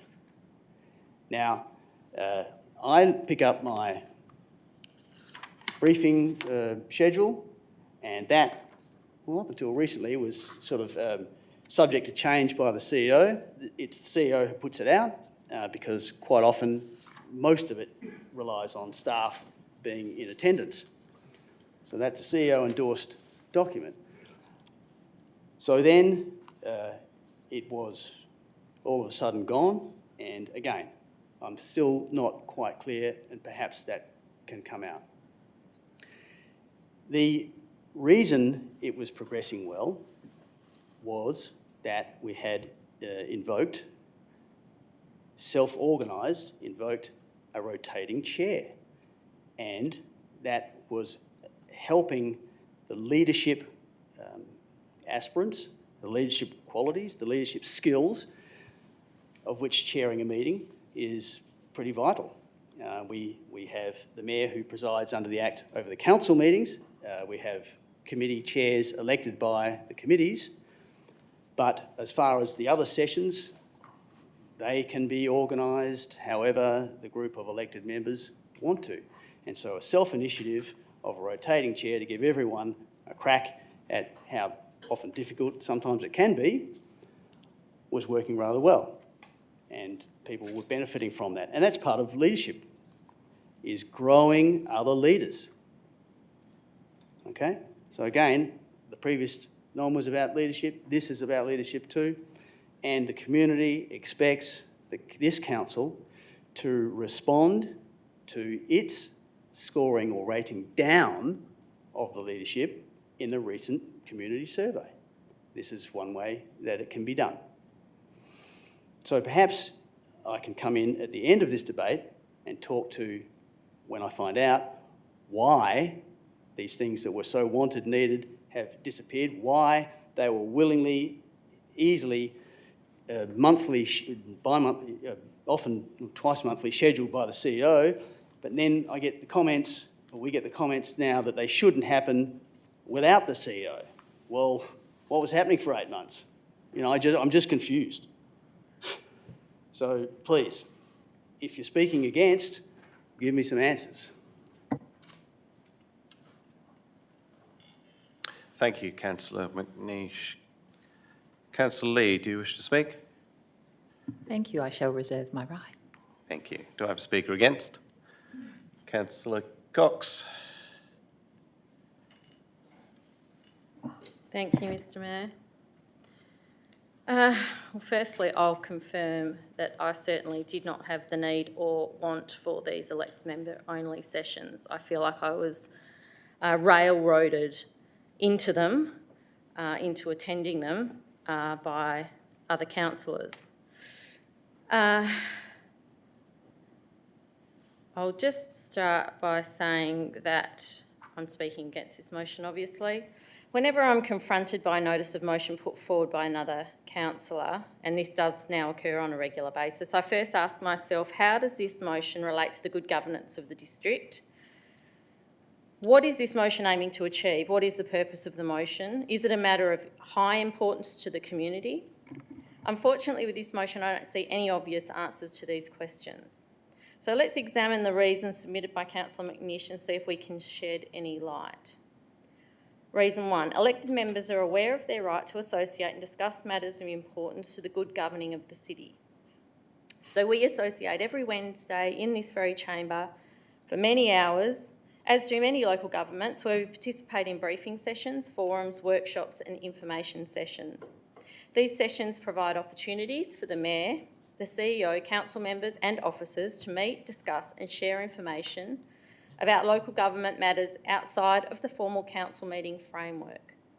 These sessions focus on collaboratively working towards a consensus view that may subsequently inform officer reports and recommendations to be considered at future council meetings.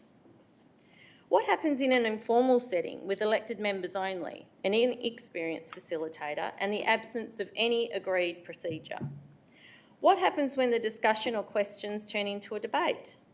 When these sessions turn into a de facto council meeting? When the subject matter relates to administrative matters? Who defines the scope of the meeting? How are the conflicts of interest disclosed and recorded? How are the notes from the meeting created and retained as local government records? In chaos and conflict, that's what happens.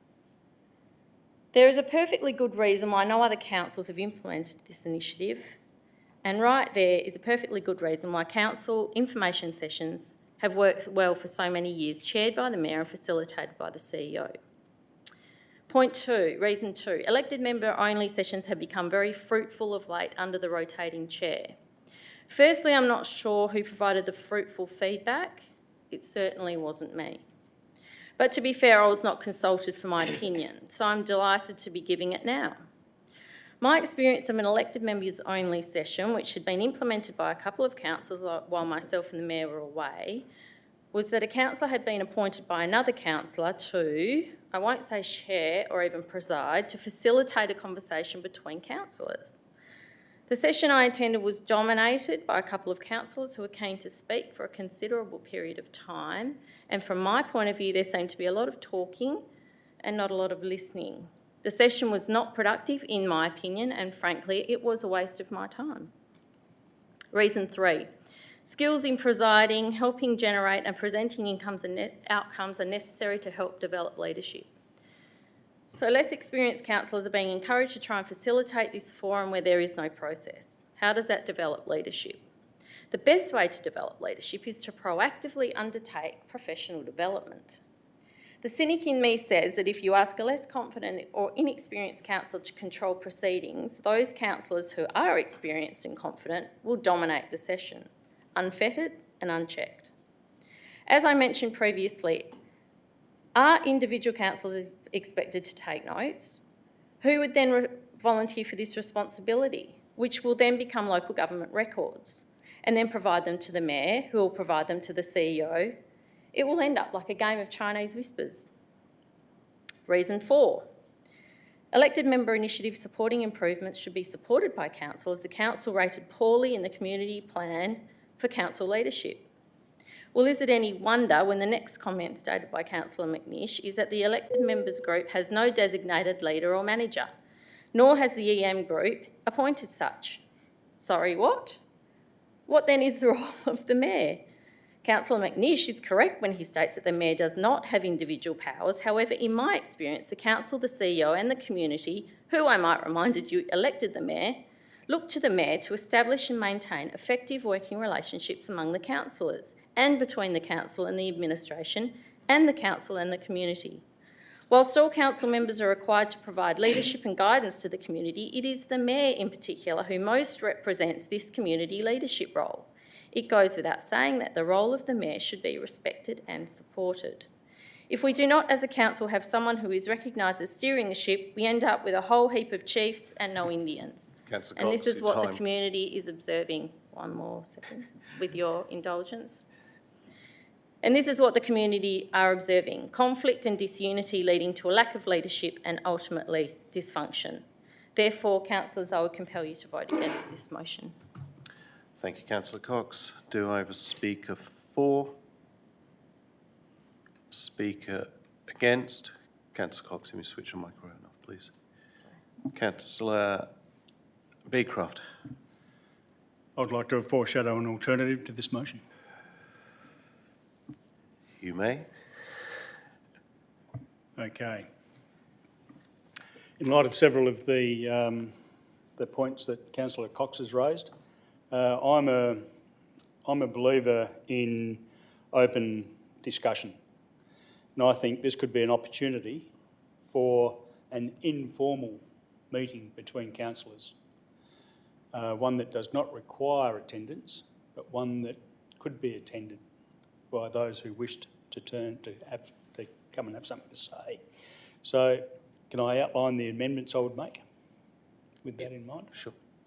Okay, so on the first line, Just let us get this. I would insert informal between schedule and elected.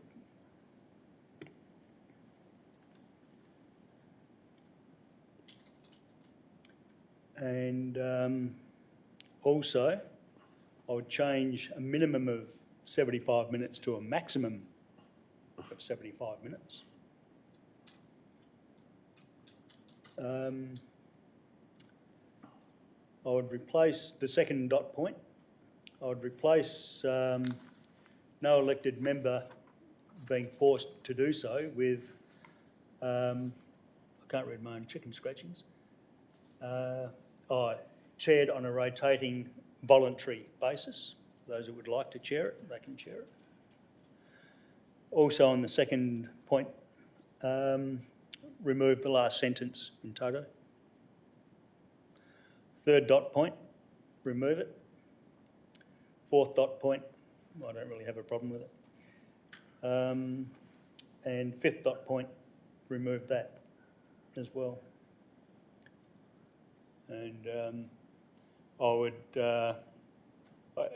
I see elected member workshop or elected member meetings as an opportunity for open, honest discussion, the ability to bring up a point that's been raised by the community member maybe, and have a discussion about it. There are no decisions to be made. It's just an opportunity for councillors to meet and share ideas and opinions. Thank you. Do you wish to continue speaking to this motion? No. No. Okay, thank you. Speaker 4. Can you just put the amendment back on the screen so I can finish reading it? So we'll, should this fail, then we will come back to that. So we're currently still debating.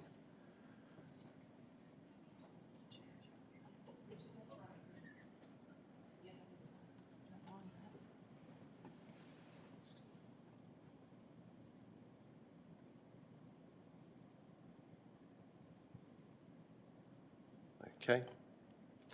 Do I have a speaker for?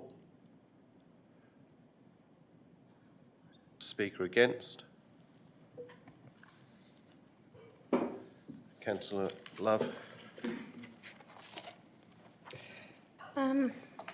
So I commend Councillor McNish on trying to find a way to help improve the leadership skills and qualities of councillors in this chambers. I think that's a great ideal to reach for. I just don't believe that this is the best way to help alleviate the community's opinion of councillors' leadership, and potentially could actually further exacerbate. I don't know how to speak, apparently. Could further make the situation worse within the community, as the community voted in the mayor to be their leader within the council, and this could be seen as undermining the mayor's role. Also, another way, Councillor Cox had touched on this in her debate, but another way to overcome the perceived lack of leadership skills could be actually to ensure that councillors undergo professional development. We are each allocated $3,000 in professional development, and historically as a council, overall we're underspending this to the figure of about $15,000 in the previous financial year. This, in my eyes, shows a lack of initiative by some to find courses which will help develop the skills that they feel are lacking in their repertoire.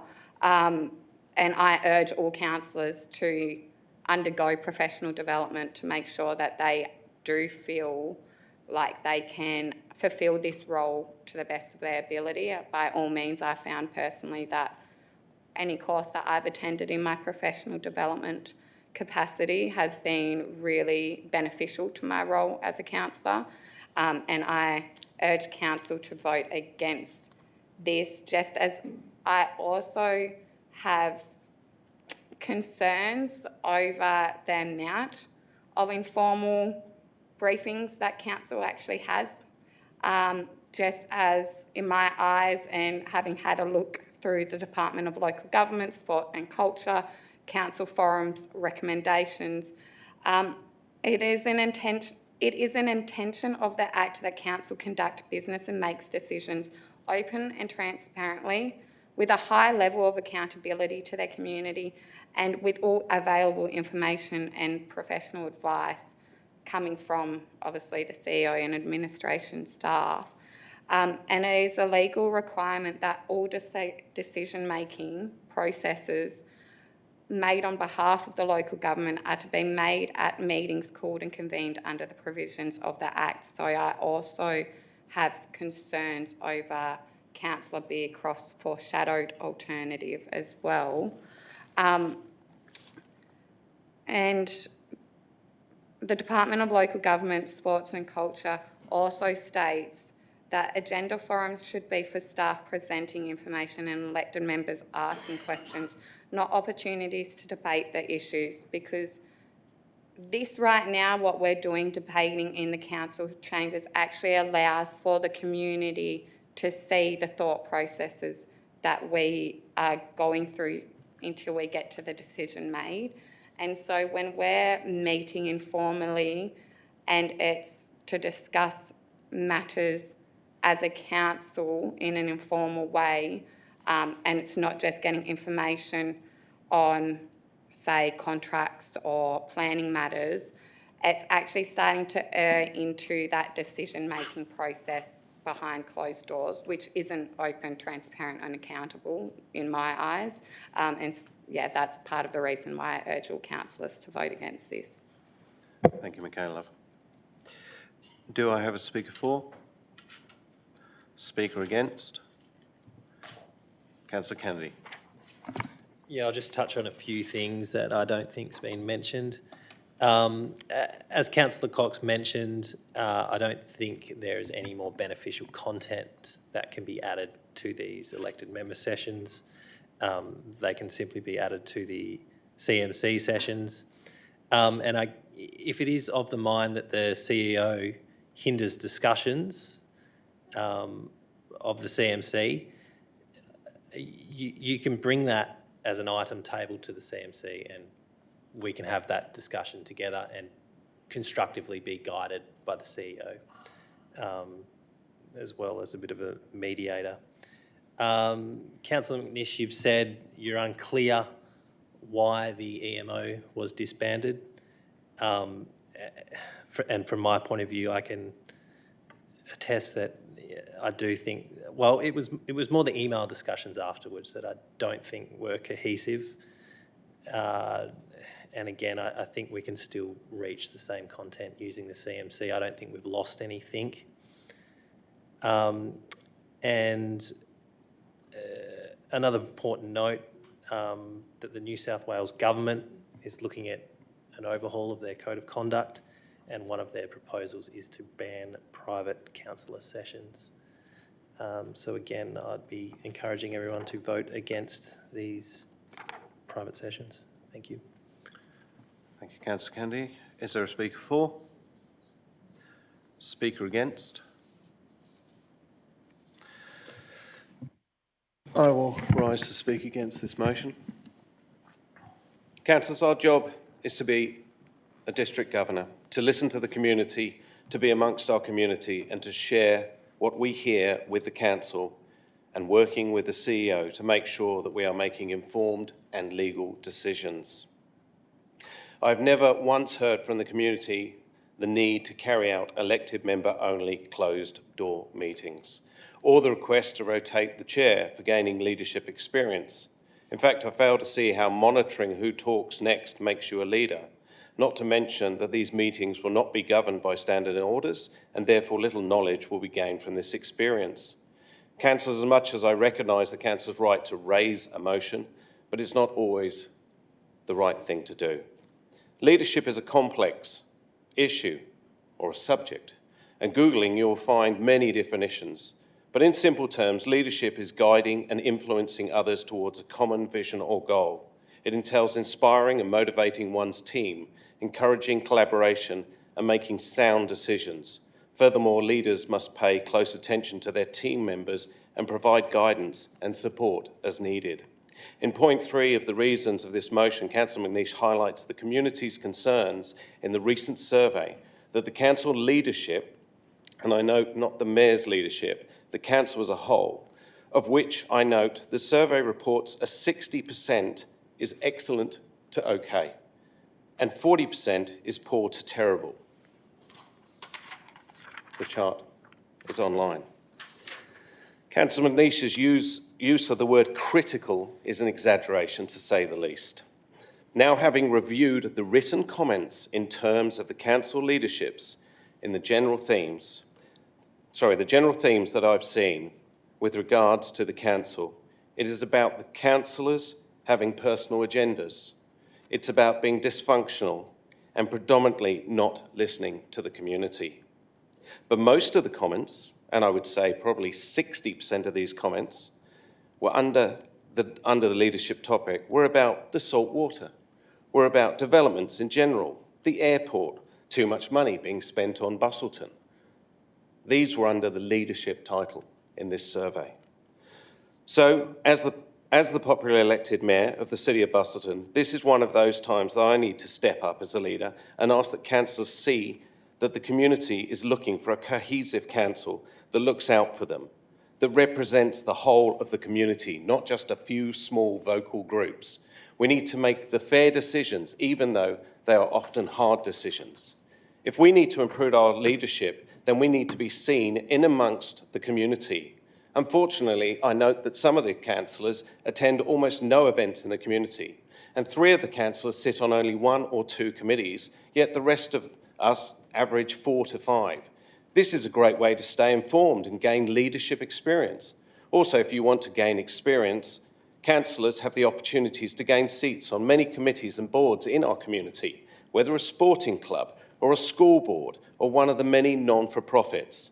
This would be true leadership and a move that the community would see.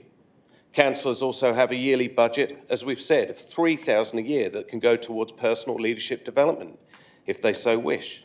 If council chooses to increase this, they can always put that forward at budget time. Another major issue with this motion is it's simply not legal, as under the Local Government Act 2.8F, the mayor is the only person that can liaise with the CEO. So point 4 of this motion is not even possible. The list of why councillors shouldn't vote against this motion is many. Closed-door sessions with no staff available, this does bring into question our transparency and the risk of fracturing relationships with the CEO and senior staff. And as Councillor Kennedy raised, interesting, in this month's edition of The Focus, Australia's national local government newspaper, the front headline says, conduct overhaul. Tears getting tired, and some water. Except in very limited, so it basically says the framework discussion paperwork has added banning private councillor briefing sessions except in very limited circumstances. So meetings like this every 2 weeks for an hour and a quarter seem to go against this thinking, and one has to think there are strong governing reasons behind this. And since I've been elected mayor, I have listened to the council and now introduced the CMC sessions that last 90 minutes. And every week we sit here, we rotate, and everyone gets a fair chance to talk. So in summary, this motion is heavily flawed, and if voted for, you will undermine the leadership of this very council of what can truly be achieved. Thank you. Is there a speaker for? Councillor Lee, your right to reply. Thank you, Mr Mayor, for your very impassioned delivery of your debate. Thank you for that. I shall bring my pragmatic mind to this debate. when the EMO sessions were introduced, it was, if my memory serves me correctly, predominantly because there were many subjects and topics and discussions that we're all privy to in various aspects of our role as councillors that we didn't have the opportunity to discuss, and there was a missed opportunity. And I particularly refer to those of us that are on various committees and chair various committees having to, being able to bring information back from those committees so that all councillors were informed. So to me, that's the purpose of the EMO sessions. So when we look forward, one of the issues was that the CMC sessions were too short, as the Mayor said. So we didn't get opportunity to do that. So now the EMO sessions are gone, the CMC sessions are longer and are now providing that opportunity as it should happen. I just want to touch on leadership. As you all know, I bring my little quotes with me to council meetings and I share my little pile of wisdom if I have some. Every single person in this room is a leader. If you're a parent, you're a leader. If you are stacking shelves at Coles and you have a customer who's 4 foot and can't reach the top shelf and you help them going out of your way, you are a leader. If you are involved in conflict resolution in a calm and precise manner, you are a leader. You don't have to be voted to council to be a leader. The Mayor is the appointed representative of the council. He's not necessarily my leader. I've got lots of mentors who are my leaders. Our role is to behave like leaders, and we are all working on that every day. We're all going to get it wrong at times. But it's about that biggest room in the house again. The room for improvement for all of us. So we need to be committed to that. We need to be committed to that. I'm disappointed that this has had to come as a notice of motion when we initiated it, firstly, to solve a problem. To my mind, that problem's been solved.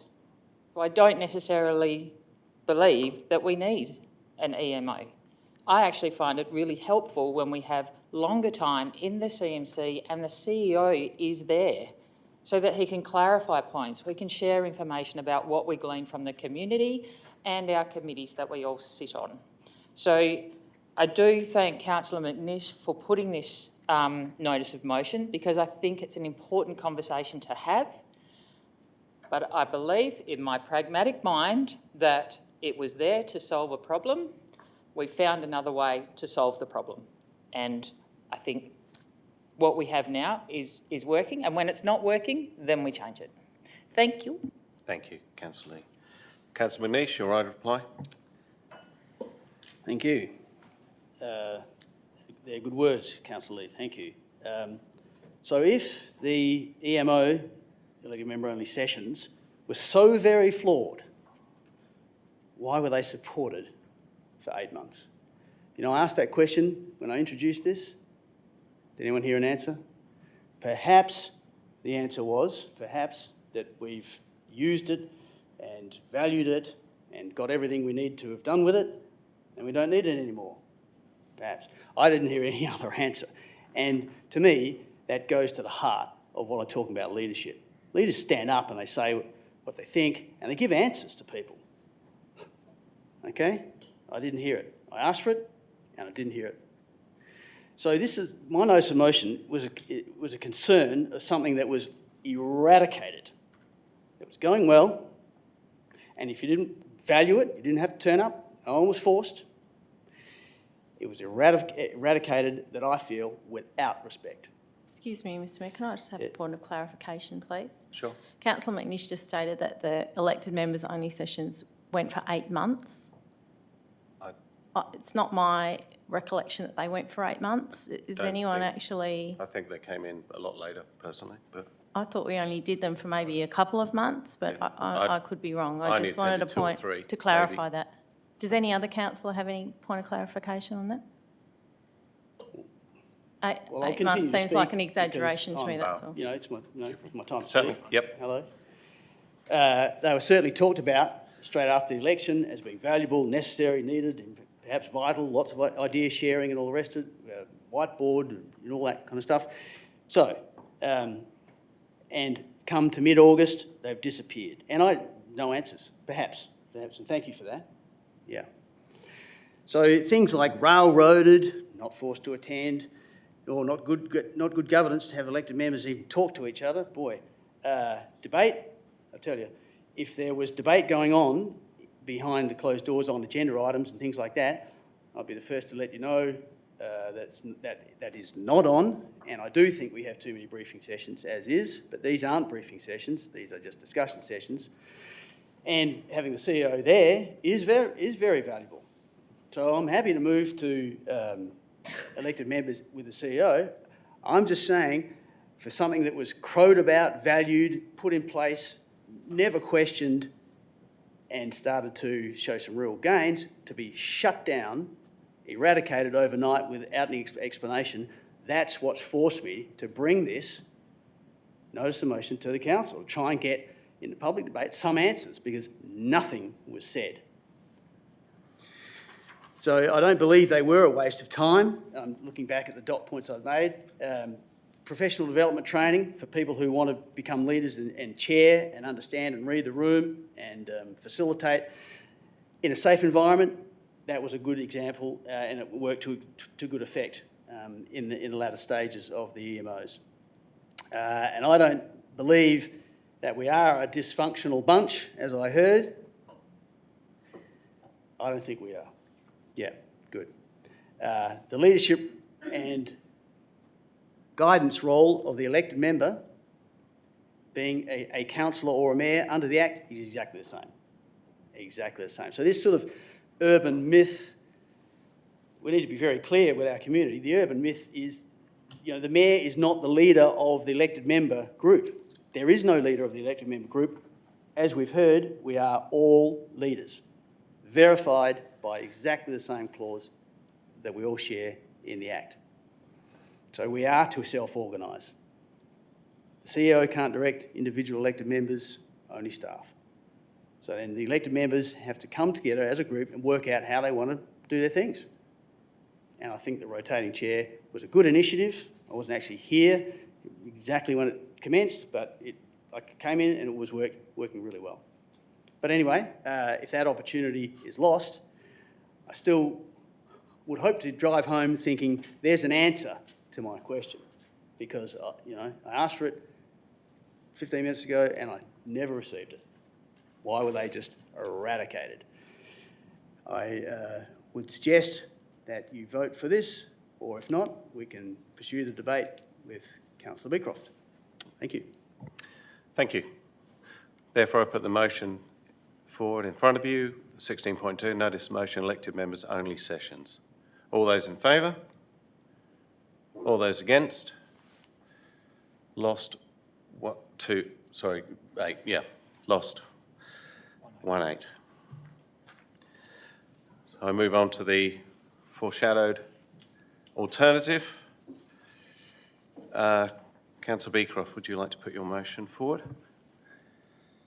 Not sure that I would. You don't have to. No, I'm going to withdraw it. Okay, thank you, sir. Okay. Thank you very much. Now move on to item 18, which is a confidential item. So I will need to...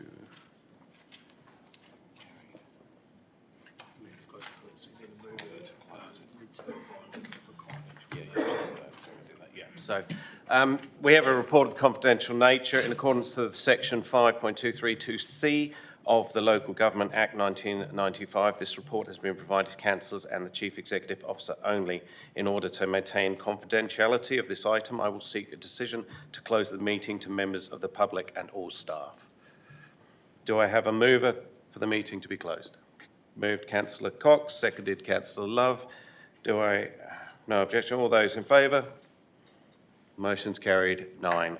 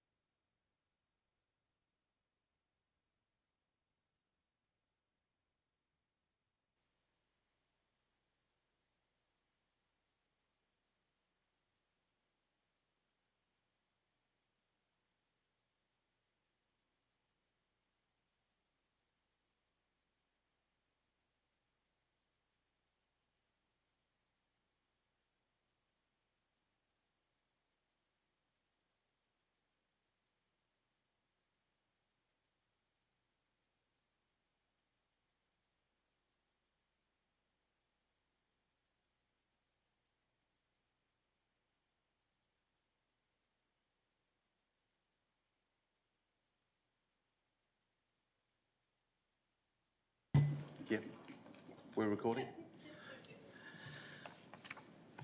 So item 18.1.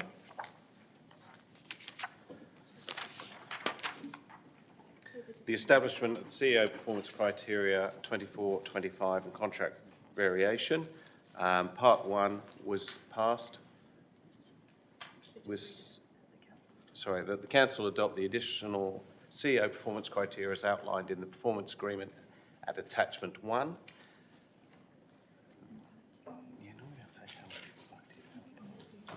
And part 2, that the council endorsed the contract variation attachment 2, inserting the date of the 1st of March 2024 at 1.2 and authorised the mayor to sign it, and that was an absolute majority received.